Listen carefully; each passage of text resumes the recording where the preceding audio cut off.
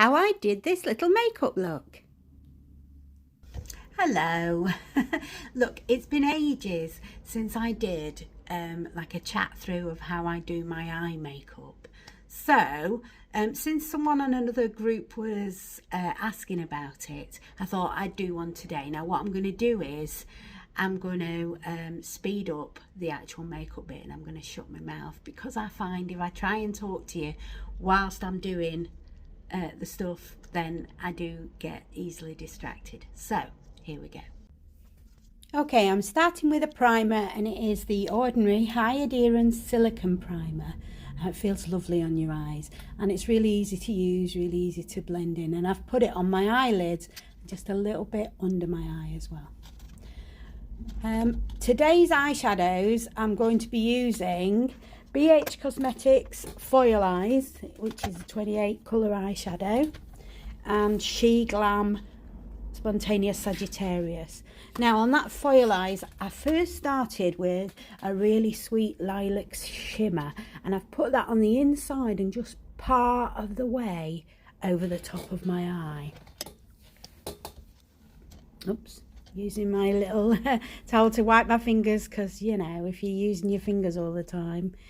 Right, I tried a shade then from the Sheglam one. I didn't really like it, didn't have enough payoff, so I went back to the Foil Eyes one and chose like a pinky shimmer then, well, a burgundy coloured shimmer, and I did that the rest of the way over the top of my eyelids.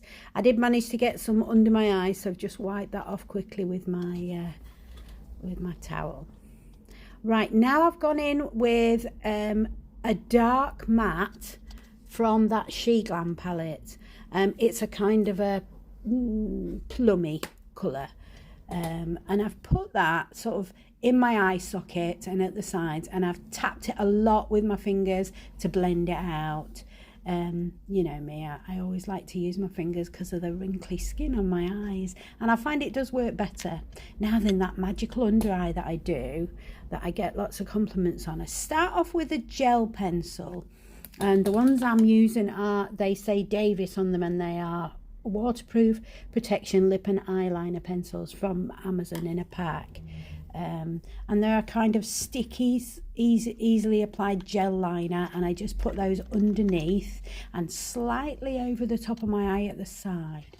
Now I'm going to use this brush, and I think it's number 208, and it's very wide but very, very flat, and I'm getting a little bit of a super dark shade from the Sheglam one, and oh sorry, no, I'm going in with like a lilac-y shimmer from the Sheglam one, and I'm laying it over the top of that gel eyeliner pencil, kind of like you're patting glitter onto it, onto glue.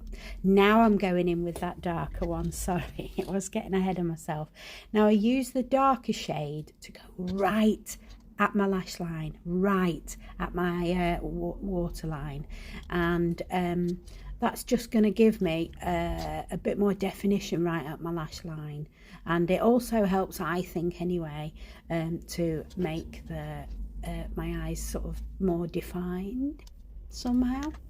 Yeah, so I put that one in, but only a thin sort of line right at the lash line, and so it kind of ombres out with the other shimmer. Now I've used that same dark matte to do some more definition right at the corner of my eyes. I literally push it in almost with my finger and then pat it out to blend it. Rather than rubbing it, I'm just patting at the sides to sort of spread it out a little bit. Again, that's just a technique I've developed because of my wrinkly eyes. I find if I stretch my skin, it doesn't work as well, so I'm just patting it out. Now then, I'm putting on some clear mascara, and I'm putting it on now because I'm going to do my brows in a minute and finish off my eyes, and that means the clear mascara has a little bit of time to sort of dry off. It is Wet n Wild Mega Clear Brow and Lash Mascara. I'm even going to put a little bit on my brows before I even put the colour on, because I've found that the clear lash mascara means the colour sticks to my brows, my brow hairs a bit better. And really I only use that pencil to go over the top of my brow hairs to sort of change them from being salt and pepper to being all one colour. So I'm trying to coat the hairs rather than draw onto my skin with the brow pencil, if you know what I mean. And this one's one of those where it's got a very thin end, telescopic thin end at the other end. So I use the thin end to do a little bit of definition just underneath and maybe lengthen the edges a little bit. Give them a brush with a clean spoolie. And now this is another thing that I've developed, and I do this a lot on a lot of my eye looks. It is a very light matte shade. It's almost like a creamy colour, creamy matte. And what I do is I'll put that right under my brow bone, right under my eyebrow and on my brow bone to give that sort of a little bit of definition. Right, now I'm putting my actual mascara on. I'm using Maybelline Colossal Smoky Eye just because that's what I had in. And I spend a lot of time getting the mascara on because I'd rather do little bits and then keep going over it and over it rather than try and get a big load on all at once by giving a great big brush.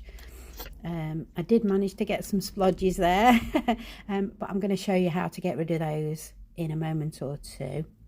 Yeah, on the upper lashes, and what I'm finding is I personally brush mine upwards, and then when it gets to the inside ones, I'm brushing them almost inside to try and lean them towards my inner eye.